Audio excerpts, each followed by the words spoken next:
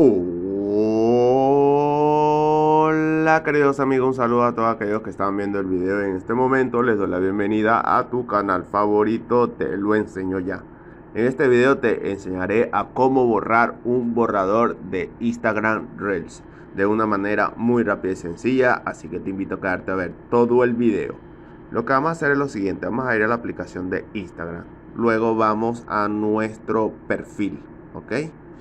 Dentro de nuestro perfil vamos a seleccionar una opción, la cual es esta que estamos viendo, esta figura. La seleccionamos y luego nos va a aparecer una parte donde dice borradores. Vamos a seleccionar allí. Entonces seleccionamos el borrador que queremos borrar, pero para ello le vamos a dar donde dice seleccionar y se nos va a habilitar un círculo en la parte superior derecha de cada borrador. Vamos a seleccionar el que queremos borrar y de allí, vamos a la parte de abajo donde dice descartar y luego seleccionamos nuevamente descartar, y de esa manera muy pero muy rápida y sencilla estaríamos borrando un borrador de Instagram Reel.